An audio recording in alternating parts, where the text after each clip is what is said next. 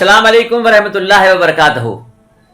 आपसे कह के गया था मैं पिछले एपिसोड में कि आपको प्यासा छोड़ के जा रहा हूं, लिहाजा वो आपकी जो प्यास बुझानी थी। जाहिर सी बात है, कुरान पाक के मौजू पे जो हमारा पिछला एपिसोड आप देख रहे थे उसमें जिस तरह से गुफ्तगू हुई, सूरह फातिहा की अहमियत बताई गई और इसके अलावा कुरान पाक की और जो सूरह हैं, तो जाहिर सी बात है कि 23 वर्षों में नाजिल होने वाला कुरान, 30 पारों का कुरान, 114 सूरों का कुरान, कहाँ से हम उसको आधे घंटे एक घंटे में उसके बारे में बात कर सकते हैं। मुझे लगता है कि वो किताब हिदायत जिसमें अल्लाह रब्बुल इज़्ज़त की तमाम बड़ाइयाँ बयान हुई हैं, महीनों अगर गुफ्तगू की जाए तो कम है।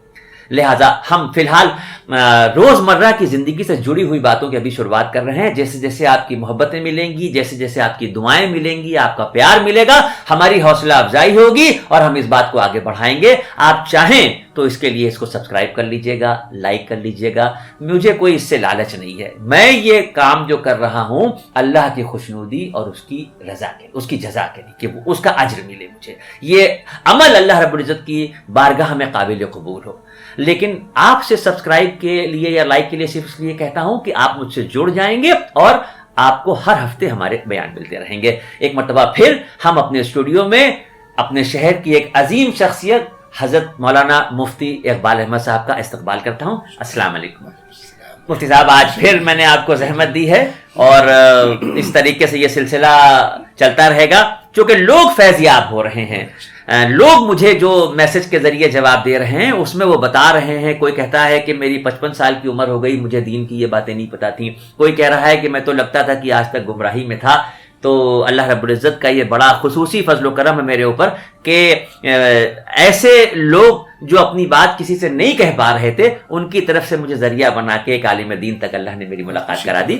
कुरान पाक पे जो आप गुफ्तगू हमारे साथ कर रहे थे तो उसमें एक सूरत का है कि जिसके लिए कहा जाता है गालिबन 29वें पारे की शुरुआत होती है सूरह अल मुल्क के नाम से।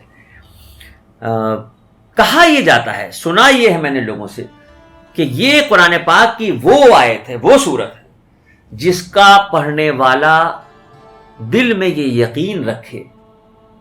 इस कुरान पाक की सूरह मुल्क के लिए कहा गया है कि कब्र में जब मुर्दे को लिटा के अजीज व अकारिब चले आते हैं और सवाल जवाब होते हैं, उसके बाद के जो भी मामलात हैं, ये सूरह मुल्क अपने उस मुर्दे को उस तरह से ढांक लेती है जैसे एक मुर्गी अपने परों से अपने बच्चों को कर लेती है। मैंने जब से ये बात सुनी है, अल्हम्दुलिल्लाह अल्हम्दुलिल्लाह, मैं रात में सोने से पहले इसको पढ़ के सोता हूं। लेकिन मैं चाहता हूं कि इसके बारे में आप कुछ ऐसी तफसील बताएं कि देखने वालों में अगर 10% लोगों ने भी सोने से पहले सूरह मुल्क को पढ़ के और उसके बाद अपनी नींद की शुरुआत की तो काफ़ी हद तक मामला बेहतर हो सकते हैं। कुरान करीम की ये जो सूरह मुल्क जिस सूरत की बात हो रही है, सूरह तबारकल्लज़ी जो 29वें पारे की पहली सूरत है, 30 आयतें हैं। हदीस पाक में आता है कि कुरान करीम में एक सूरत है जो 30 आयतों की है कि वो क़यामत के रोज़ अपने पढ़ने वाले की शफाअत भी करेगी। दूसरी फजीलत सूरह मुल्क की ये कि इसको पढ़ लेने के बाद रात में सोने वाला अगर वफात पा जाता है तो शहादत की मौत मरेगा। और सबसे बढ़कर फजीलत ये कि रहमत दो आलम सल्लल्लाहु अलैहि वसल्लम कभी सोते ही नहीं थे जब तक इस सूरत की, और सूरह अलिफ लाम मीम सजदा भी है, लेकिन सूरह मुल्क की फजीलत, मेरे ख्याल से इसको पढ़ने वाला एक सुन्नत भी अदा कर रहा है। वो आका की गोया सुन्नत को जिंदा कर रहा है। और ऐसे वक्त में जबकि सुन्नतें मुर्दा हो रही हो, सुन्नत को जिंदा करने का सवाब दो बाला हो जाता है। तो इसलिए हम सब ये नियत करें, जितने नाज़रीन किराम हैं, कि आज से अपनी ज़िंदगी का इंशाअल्लाह मामूल बनाएंगे कि सोने से पहले एक तो ये होगा कि हम बावजू सोने की आदत पड़ेगी। बावजू सोना खुद सुन्नत है और सूरह मुल्क पढ़कर सोएंगे। अल्लाह की तरफ से अगर हमारा बुलावा आ गया तो हम शहीद मरेंगे। कब्र में जैसा कि हमारे मेज़बान ने अर्ज़ किया कि शफाअत, वो कब्र में वो सूरत अपने मुर्दे को अजाब से ढांप लेती है, दाएं बाएं ऊपर नीचे से अजाब आता है तो सूरह मुल्क हिफाजत करती है। तो ये शफाअत, हिफाजत, शहादत सब का जरिया है और कोई देर नहीं लगती। 5 मिनट की सूरत है, 5-10 मिनट में मुकम्मल हो जाती है। तो सूरह मुल्क वाकई अजीम सूरतों में से है और हम सब को इसका मामूल रखना चाहिए।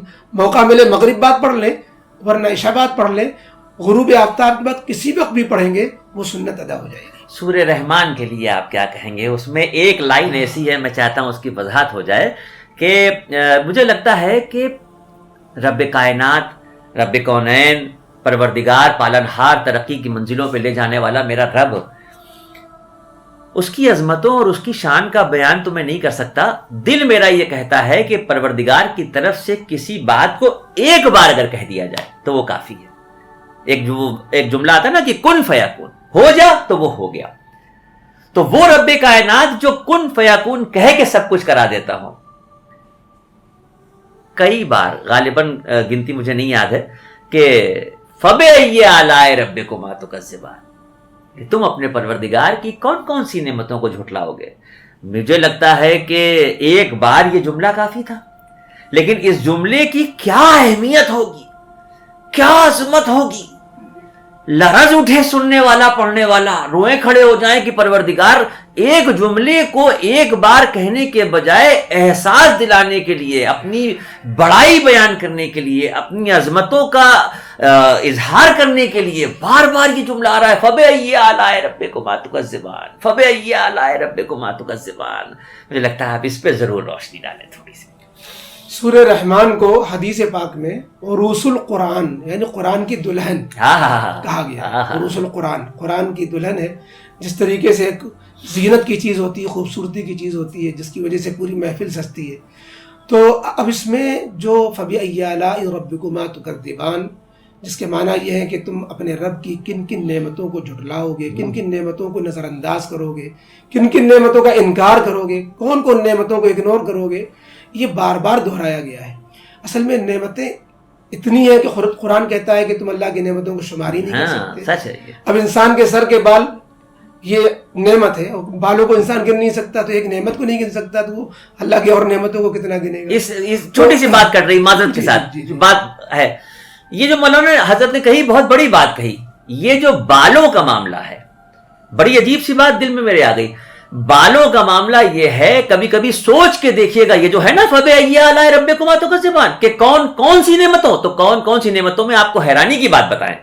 یہ بال سر پہ نکل رہے ہیں، یہ بال بھووں کے پاس نکل رہے ہیں، یہ بال بڑھتے رہتے ہیں، جس کو آپ نائی کی دکان پہ جا کے کٹواتے ہیں. انہیں کٹوانے کی ضرورت نہیں. داڑھی کے حصے کا بال بڑھ رہا ہے، جس کو آپ کاٹتے ہیں، لیکن یہ بھی بال کہلاتے ہیں، انہیں کاٹنے کی ضرورت نہیں. ان بالوں کو کس نے بتایا؟ جسم کے اندر کے ان بالوں کو کس نے بتایا کہ تمہیں بڑھنا ہے اور تمہیں نہیں بڑھنا ہے؟ یہ وہی ذات ہے جو ہر چیز پہ قادر ہے، جو یہ ثابت کر رہی ہے کہ میرے حکم سے. ایک آدمی کے جسم میں کتنی طرح کی جگہ کے بال ہوتے ہیں. یہاں کے بال بڑھ رہے ہیں، یہاں کے بال بڑھ رہے ہیں، یہاں کے بال بڑھ رہے ہیں، ناک کے اندر کے بال بڑھ رہے ہیں، کان سے بال نکل رہے ہیں. یہ نہیں بڑھ رہے ہیں، بھویں نہیں بڑھ رہی، پاؤں کے نہیں بڑھ رہے ہیں، ناک کے نیچے کے بال بڑھ رہے ہیں، لیکن دوسری جگہ کے سینے کے بال نہیں بڑھ رہے ہیں. تو ان بالوں کو کس نے کہا؟ صحیح بات ہے نا.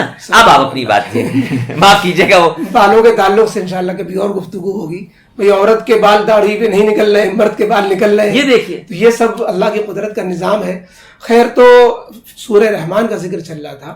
تو سورہ رحمان میں جو نعمتیں، مختلف نوع کی نعمتوں کا تذکرہ ہے. دنیا کی نعمتیں، آخرت کی نعمتیں، جنت کی نعمتیں. دوزخ میں جو عذاب ہو رہا ہوتا ہے یہ بظاہر نعمت نہیں ہے، لیکن اس عذاب سے اگر آج میں ڈرا دیا گیا، اس کی وجہ سے اپنے کو بچا لے گئے، یہ بھی نعمت ہے. اور جنہوں نے اللہ کی نافرمانی کی، اگر ان کو عذاب میں نہ ڈالا جائے تو پھر جو عمل کرنے والے لوگ ہیں ان کے عمل کرنے کا فائدہ کیا ہوا؟ وہ بھی جنت میں، وہ بھی جنت میں. تو عمل کرنے والے اور عمل نہ کرنے والے، کافر اور مومن دو. تو اس لیے مومن کو پھر احساس ہوگا کہ ہماری نعمتوں کا صلہ تو کچھ ملا نہیں، سب تو برابر ہو گئے. تو یہ بھی ایک نعمت ہوگی کہ ہم بچا لیے گئے اپنے ایمان کی بدولت، اور دوسرا ایمان کی وجہ سے محروم رہا. غرض یہ کہ طرح طرح کی نعمتیں. تو چونکہ نعمتیں مختلف ہیں، لہذا ہر نعمت پر اللہ رب العزت ہمیں یہ احساس دلاتے ہیں کہ دیکھو ایک نعمت یہ بھی ہوئی، کیا تم اس کو بھی جھٹلا دو گے؟ ایک نعمت یہ بھی ہوئی، کیا اس کو بھی تم جھٹلا دو گے؟ اور ایک بات یہ بھی ہے کہ قرآن کریم میں یہ جو فصاحت و بلاغت اور عربی ادب کی ایک البیلی کتاب بھی ہے، جو اس کا تعلق جو ہے عربی ادب سے بھی تعلق رکھتا ہے. یعنی یہ کہ جتنے اسلوب ہیں عربی میں کسی بھی تعبیر کے، نظم ہے، نثر ہے، اور اس کے اندر تو جتنے انداز ہوتے ہیں تعبیر کے، جیسے افسانہ ایک جو ہے اردو ادب کا ایک وہ ہوتا ہے، افسانہ ہے، ناول نگاری ہے، یا قصیدہ ہے، یا تو قرآن کریم میں سارے اسلوب کو جمع کیا گیا ہے تو یہ بھی ایک اسلوب تھا عربی زبان دانی کا کہ وہ جیسے شعر میں ہوتا ہے کہ کسی ایک شعر کو بار بار ہم ایک مصرے کے بعد یا جو ہے وہ ایک بیت کے بعد ایک قطعہ کے بعد دہراتے ہیں، تو ایسی ایک اس اسلوب کو اس صورت میں دہرایا گیا ہے. تو یہ بھی ایک وجہ ہے کہ قرآن کریم میں جو جہاں عربی ادب کے سارے اسلوب جمع ہیں، ایک اسلوب یہ بھی ہوتا تھا، اس کو اس میں دہرایا گیا ہے. اور جی ایک صورت اور رہ گئی ہے، مجھے لگتا ہے کہ اس گفتگو میں اگر اس کی عظمتوں کا بیان نہ ہو تو بات ادھوری رہ جائے گی. اس کی اہمیت کا پتہ مجھے یہاں سے چلتا ہے کہ جب ہجرت کا موقع تھا، جب ہمارے نبی سرکار دو عالم صلی اللہ علیہ وسلم اپنے گھر میں تھے اور وحی کا نزول ہوا، جب یہ پتہ چلا کہ چاروں طرف سے دشمنوں نے گھر کو گھیر لیا ہے، اور یہ ہوا کہ صبح تاروں کی چھاؤں میں جب حرم کعبہ کی طرف معمول کے تحت اللہ کے نبی تشریف لے جائیں گے تو سب مل کے حملہ کریں گے. اس وقت جبرائیل علیہ السلام تشریف لاتے ہیں اور بارگاہ نبوی میں عرض کرتے ہیں کہ یا رسول اللہ، سورہ یاسین کی ابتدائی آیتیں پڑھتے ہوئے ایک مٹھی ریت ہاتھ میں لے کے ایسے اچھالیے اور آپ نکل جائیے. اور اللہ کے نبی سورہ یاسین کی ابتدائی آیتیں پڑھتے ہوئے ایک مٹھی ریت ایسے ہوا میں اچھالتے ہیں. آپ اندازہ کیجئے کہ 17 لوگوں کی نگاہیں جس ایک دروازے پہ لگی ہوں، اسی دروازے سے نکل کے ہمارے نبی تشریف لے جاتے ہیں اور کوئی آنکھ دیکھ نہیں پاتی. میرا دل یہ کہتا ہے کہ نور نبوت کو نگاہ کفر دیکھ ہی نہیں سکتی. صحیح بات، ماشاءاللہ، بہت اچھا. صحیح. تو وہ جو سورہ یاسین کی ابتدائی آیتوں کا ذکر ہوا ہے، اگر اس بیان میں وہ نہ بیان کیا گیا تو مجھے لگتا ہے کہ بات ادھوری رہ جائے گی. قرآن کریم سے ہم جہاں قرآن کریم سے برکتیں حاصل کریں، قرآن کریم کی بعض صورتوں کو جیسے فضائل کا تذکرہ چل رہا ہے، سورہ ملک کی بات آئی، سورہ فاتحہ کی بات آئی. یاسین شریف کی فضیلت یہ ہے کہ ہر صبح کو ہر مومن اس کی تلاوت کر کے نکلے. حدیث پاک میں آتا ہے کہ دن بھر کے سارے کاموں میں اللہ کی مدد شامل حال ہو جاتی ہے. سبحان اللہ. اور نبی کریم علیہ السلام نے فرمایا کہ قرآن کریم میں ایک سورت میں چاہتا ہوں ہر مومن کے دل میں ہو، اسی لیے سورہ یاسین کو قرآن کا دل بھی کہا جاتا ہے. تو یہ سورہ یاسین قرآن کا دل بھی ہے. اور گویا یہ جس طریقے سے قرآن کریم سے تعلق جب رکھنا ہے تو قرآن کریم کے دل سے ہم پہلے تعلق رکھیں. یعنی ہمیں چاہیے کہ جس طرح ہم پورے قرآن کریم کی تلاوت کو اولاً تو معمول بنانا چاہیے، لیکن جو خاص صورتوں کے جو فضائل ہیں انہیں ہم خاص اہمیت دیں. اس اہمیت کے ساتھ جس کا جو موقع ہے اس موقع کے اعتبار سے اس سے برکتیں حاصل کریں. تو روزانہ اگر ہم سورہ یاسین پڑھنے کا صبح معمول بنا لیں تو انشاءاللہ اس کے فائدے ہم روزانہ کے روزانہ دن بھر محسوس کرتے رہیں گے، اور نبی کریم علیہ السلام کی منشا بھی پوری ہوگی اور ہم اپنی ضرورتوں میں اس سے مدد بھی حاصل کریں گے. اب میرے دل میں کچھ ایسے سوال آ رہے ہیں جو تھوڑا سا مختلف ہیں، تھوڑا سا الگ ہٹ کے ہیں. جیسے اکثر ایسا ہوتا ہے کہ بچے قرآن پڑھ رہے ہیں، یا گھر میں کسی بڑے نے کہا کہ بیٹا وہ قرآن شریف ذرا سا اٹھا دو. اول تو یہ جملہ ہوتا ہی نہیں زبان پہ، اتفاق. اللہ نہ کرے چونکہ یہ عظیم کتاب ہے. ہم لوگوں کے بچپن میں جملہ جو استعمال ہوتا تھا وہ یہ ہوتا تھا کہ قرآن ٹھنڈا ہو گیا، مطلب گر گیا ہاتھ سے. اللہ نہ کرے اگر ہاتھ سے قرآن شریف گر جاتا ہے تو بچپن میں تقریباً عرصہ پہلے کی بات ہے کہ اس زمانے میں یہ ہوتا تھا کہ لوگ سہم جاتے تھے، اتنا آٹا تول کے جو ہے وہ صدقے میں دے دیا کرتے تھے. تو اللہ نہ کرے اگر ایسی کوئی بات آتی ہے، اگر کوئی ایسا موقع آتا ہے، کیونکہ ہم چاہتے ہیں کہ باریک باتیں جو ہیں وہ پتہ چلیں کہ خدا نخواستہ کسی کے ہاتھ سے قرآن پاک گر گیا. اب اگر اس کو علم نہیں ہے اور اللہ کا خوف دل میں ہے، قرآن سے محبت ہے، تو وہ پریشان ہے کہ ہم کیا کریں. یہ پریشانی بھی دور کر دیجئے، کچھ اس کے بارے میں بتا دیجئے. قرآن کریم اگر اپنی کوتاہی نہیں تھی اور اپنی طرف سے کوئی غلطی نہیں تھی، دھوکے سے یا کسی بچے سے وہ گر جاتا ہے تو یقیناً ایک بڑی عظیم کتاب کا گر جانا یہ دہلا دینے والی بات ہوتی ہے. لیکن اللہ رب العزت نے بھول چوک کو ویسے ہی معاف کیا ہوا ہے. حدیث پاک رفع عن امتی الخطا والنسیان، جو چوک ہو گئی، جو بھول ہو گئی، جو دھوکہ ہو گیا، کوئی قصد نہیں ہے ہمارا، ارادہ نہیں ہے ہمارا، کوئی توہین ارادہ نہیں، نعوذ باللہ، تو یہ تو اس کی وجہ سے ہمیں کوئی فکر لینے کی ضرورت نہیں ہے. یہ بعض جگہ اس کو نمک تول کر یا رزق تول کر کے، کوئی اناج تول کر کے قرآن کے برابر، تو وہ پہلے تو غلطی نہیں ہو رہی تھی، قرآن کریم کو ایک پلڑے میں رکھ کر تولنا یہ خود جو ہے بے ادبی ہے. تو اس لیے اس کی کوئی ضرورت حاجت نہیں ہے. استغفار کر لے، تسلی کے لیے صدقہ کر دے، ورنہ جو ہے نہ صدقے کا حکم ہے نہ اس کے بدلے میں اناج یا نمک یا کوئی اور چیز دینے کا حکم ہے. ہاں حکم ہے کہ تم جھوٹی قسم نہ کھاؤ قرآن کی، قرآن لے کر جھوٹی باتیں نہ بناؤ، یہ بڑی بات ہے. قرآن کی قسم کھا جانا اور پھر جھوٹی قسم کھا جانا یہ ہے خطرناک بات. قرآن کریم خدا نہ خواستہ اللہ نہ کرے کسی سے دھوکے سے اگر پھسل گیا گر گیا تو اس پر اللہ کے یہاں کوئی پکڑ نہیں یا گناہ نہیں ہے. اس لیے اس میں زیادہ پریشان ہونے کی ضرورت نہیں ہے. یہ ضرور ہے کہ اس کو سینے سے لگائے، چھومے اور اللہ کے سامنے توبہ استغفار کر لے کہ اللہ یہ بھول چوک ہو گئی تھی، ہم نے قصدن نہیں کیا تھا، اللہ معاف فرما دے. ایک اور سوال کہ اکثر ایسا ہوتا ہے کہ برسوں نہ استعمال کرنے پہ، گھر میں نہ کوئی توجہ دینے پہ، جب کبھی کسی کے اندر دل میں خواہش ہوئی اور اتفاق سے اٹھایا، عموماً یہ دیکھا گیا ہے کہ کبھی کبھی بہت بوسیدہ ہو جاتے ہیں. کبھی اللہ نہ کرے کسی ایسی جگہ پہ جہاں دیمک ہے اور وہاں پر جو ہے وہ کتابیں تمام رکھی ہوئی تو وہ بوسیدہ ہو گیا. اکثر لوگوں میں یہ وسوسہ ہوتا ہے کہ یہ جو بوسیدہ قرآن ہے، جن کے ورق الگ ہوتے جا رہے ہیں، چھونے سے الگ ہوتے جا رہے ہیں، انہیں کہاں لے جایا جائے. کچھ لوگوں کا یہ کہنا ہوتا ہے کہ قبرستان میں لے جا کے اس کو دفنا دیں. کچھ کا یہ کہنا ہے، اب کیا کہنا ہے، خیر میں کیا کہوں آپ ہی بتائیں، کہ اگر کہیں بوسیدہ قرآن شریف ہیں، یعنی 60-70 سال پہلے کا گھر میں رکھا ہے اور ہماری نالائقی اور نافرمانی کی دلیل یہ ہے کہ ہم نے اس کو استعمال نہیں کیا جو وہ بوسیدہ ہو گیا، ایسے میں اس قرآن پاک کے لیے کیا کیا جائے؟ جو استعمال کرتے کرتے بھی بوسیدہ ہو جاتے ہیں جی. یا یہ کہ رکھے رکھے بوسیدہ ہو گیا، وہ غرض ہے کہ ایسے کلام پاک کے اوراق، اجزاء، پارے اور حدیث پاک کی بھی کتابوں اسی حکم میں آ جاتی ہیں. تو ایسی قابل احترام جو چیزیں جو ناقابل استعمال ہو جائے، اب استعمال کے لائق رہے نہیں، اس کے ہم جلد نہیں کرا سکتے، اتنے بوسیدہ خستہ ہو گئے ورق، تو پہلی کوشش یہ کرنی چاہیے کہ اگر کوئی ایسا کنواں جس کو کہتے ہیں یہ اندھا کنواں ہے، پانی نہیں دیتا، اس میں پانی نہیں نکلتا، یا پانی کے نکالنے کی ضرورت ہی نہیں پڑتی آج کل کے جیسے شہروں کے اندر سب، تو اس کو کنویں میں اس کو جو ہے حضرت اس دور میں کنواں ڈھونڈنا بھی ایک بڑا اہم یہ مسئلہ ہے. آج کے دور میں بچوں کو یہی نہیں پتا کہ کنواں کیا ہوتا ہے.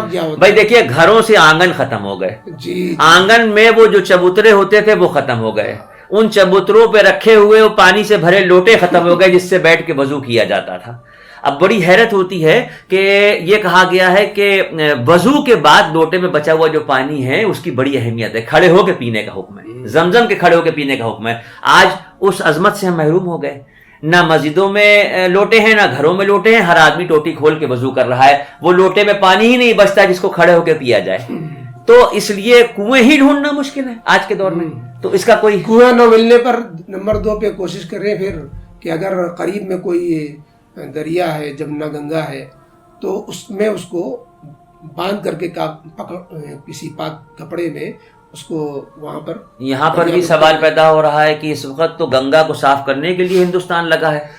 تیسرے نمبر پہ وہ بات ہے جو آپ نے فرمائی تھی کہ اس کو کسی قبرستان میں، یہی میں چاہ رہا تھا کہ تو اس پہ وضاحت ہو جائے کہ اس کو کیسے کرے، کہ مطلب کپڑے میں جو ہے اس کو کر کے اور کتنا گہرا گڈھا کھودیں، کیونکہ اکثر ایسا ہوتا ہے کہ قبرستان میں بارش کے موقع پہ بہت سی قبریں کھل جاتی ہیں. جی جی. اور بہت سی قبریں ایسی ہوتی ہیں، اللہ معاف کرے، اللہ معاف کرے، اللہ آپ کو سب کو اپنی حفاظت میں رکھے. اکثر آپ دیکھیے تو قبرستان میں قبروں کے آس پاس کتے بیٹھے ہوتے ہیں.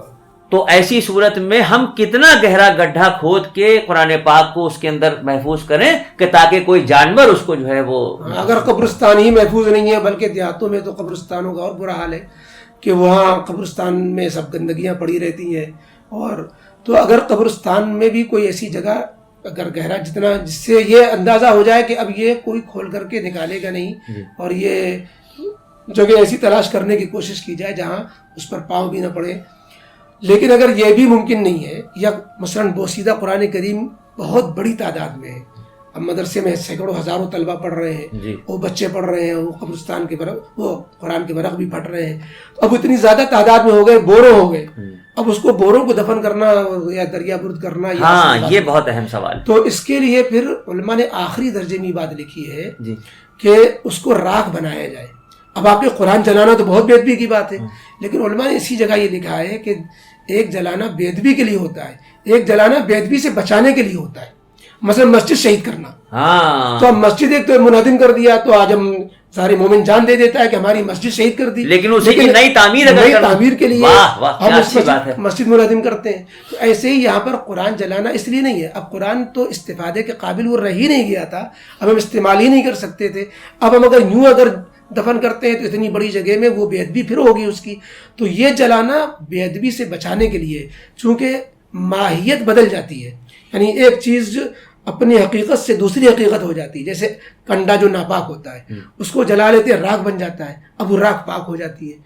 اب راکھ کا مسئلہ, اس راکھ پہ جو ہے روٹی میں اگر وہ راکھ لگ بھی جائے آپ جھاڑ کے کھا لیجئے, لیکن کنڈا ناپاک تھا, وہ جو اس کی راکھ پاک ہو گئی جلنے کے بعد. ایسی یہ ابھی پارا ہے, اب پارے سے جب راکھ بن گئی تو راکھ کا مسئلہ اور وہ مختصر بھی ہو گئی, وہ اب اس راکھ کو دفن کر دیا جائے, تو وہ راکھ کو دفن کر دینے سے بھی مسئلہ حل ہو جائے گا. میں حضرت بہت شکر گزار ہوں کہ بہت سی چیزیں جو عام طور پہ روزمرہ کی زندگی میں مسلمان کو نہیں پتہ, آپ کے اس طرح کے خوبصورت انداز اور خوبصورت لہجے اور خوبصورت جواب سے جو لوگ فیضیاب ہو رہے ہیں, میں ان کی سب کی طرف سے آپ کا دل کی گہرائیوں سے شکریہ ادا کرتا ہوں. لیکن وہی جملہ دہراؤں گا کہ اس یقین سے اور اس وعدے سے آپ آج اس پروگرام کو ختم کریں کہ انشاءاللہ اسی طرح کے سوالات میرے پاس آتے رہیں گے اور آپ کے جوابات سے لوگ فیضیاب ہوتے رہیں گے. دل کی گہرائیوں سے میں شکر گزار ہوں. آپ سے گزارش ہے, جاتے جاتے ایک بات پھر کہہ کے جا رہا ہوں, آپ چاہتے ہیں کہ یہ ویڈیو آپ تک پہنچتے رہیں, اگر نہیں چاہتے تو بات الگ ہے, نہ پسند آ رہا ہو تو آپ کی مرضی, کسی پہ زور نہیں میرا. لیکن اگر لگتا ہے کہ زندگی میں بدلاؤ لانے کے لیے کہیں نہ کہیں باریکیاں پتہ چل رہی ہیں, تو پھر یہ ویڈیو تبھی پہنچیں گے جب آپ سبسکرائب کریں گے. آپ اس کو سبسکرائب کر دیجئے. آپ اگر لائک کا بٹن دباتے ہیں تو مجھے لگتا ہے آپ نے دعا دی, مجھے لگتا ہے کہ آپ نے پسند کیا, اور جب کوئی چیز پسند آتی ہے تبھی بہتر کرنے کی کوشش کی جاتی ہے. ناپسند چیز پہ تو دل ٹوٹ جاتا ہے, آدمی کنارے ہو جاتا ہے. لہٰذا سبسکرائب کریں, لائک کریں, شیئر کریں, دوسروں تک پہنچائیں, دین کی بات معلوم کیجئے اور دوسروں تک پہنچائیے. یہ ثواب کا کام ہے. آپ سن رہے ہیں, آپ کو اچھا لگ رہا ہے اور آپ آگے شیئر کر رہے ہیں, آپ گھر بیٹھے ثواب کے حقدار ہو رہے ہیں. اس یقین کے ساتھ کہ اگلے ایپیسوڈ میں پھر آپ سے ملاقات ہوگی, ایک نئے موضوع پہ ملاقات ہوگی. بہت شکریہ آپ سب کی محبتوں کا. السلام علیکم.